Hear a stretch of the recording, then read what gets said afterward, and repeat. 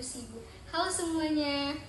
Baik, di sini saya akan memberikan edukasi mengenai cara menyimpan obat dengan cara yang tepat dan cara membuang obat dengan cara yang aman. Baik, kita akan membahas poin pertama, yaitu cara menyimpan obat dengan tepat. Artinya, di sini simpanlah obat di tempat yang aman dan tepat, dan pastikan memenuhi 4 aspek utama. Yang pertama, kemasan, suhu, kelembapan, dan keamanan dari suatu obat. Simpanlah obat di tempat yang aman. Pastikan kemasan atau label tersebut asli dan utuh. Artinya, informasi mengenai obat, dosis, aturan pakai, nomor batch, serta tanggal kadaluarsanya masih terlihat lengkap dengan jelas. Untuk obat yang biasa digunakan seperti tablet, kapsul, salep, maupun sirup biasanya dapat disimpan pada suhu ruang, yaitu 15 atau 25 hingga 30 derajat Celcius.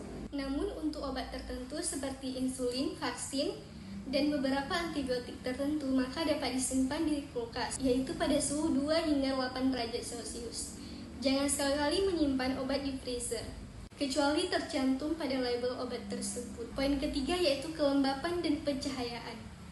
Hindarilah kamar mandi atau wastafel. Hal ini dapat meningkatkan kelembapan lebih besar dari 60%, sehingga dapat mempercepat proses degradasi zat aktif melalui hidrolisis. Kemudian jauhkan dari matahari secara langsung, seperti halnya dari kompor dan radiator lainnya, untuk mencegah proses oksidasi dan bentuk perubahan fisik dari suatu obat tersebut. Nah, poin keempat yaitu keamanan akses. Letakkanlah obat di tempat lemari terkunci ataupun rak tinggi agar terjauh dari jangkauan anak-anak dan hewan peliharaan. Gunakan kotak obat yang bersekat agar dapat memantau mana obat yang sudah dibuka dan tanggal penggunaan obat tersebut. Nah, selanjutnya kita akan membahas mengenai cara membuang obat dengan cara yang aman. Setelah obat tidak terpakai lagi ataupun kadaluarsa, maka kita dapat membuang obat dengan cara yang baik dan benar. Di sini kita akan membahas 3 langkah praktis dalam membuang obat dengan cara yang aman. Yang pertama yaitu layanan take back and drop box. Ini apotik ataupun tenaga kesehatan lainnya sering menyediakan tempat pengembalian obat secara gratis. Nah, mereka akan memusnahkan obat secara profesional. Yang kedua yaitu metode rumah tangga. Artinya, jika metode take back drop box tidak bisa digunakan atau tidak tersedia, maka metode yang kedua ini bisa digunakan. Artinya, membuangnya yaitu dengan cara dibuka terlebih dahulu kemasan aslinya, dipisahkan, kemudian gunting kemasan tersebut, lalu tumbuk dan hancurkan obat tersebut, campurkan dengan ampas kopi ataupun tanah kering, diikat dan boleh dibuang di tempat sampah. Pertama yaitu obat padat.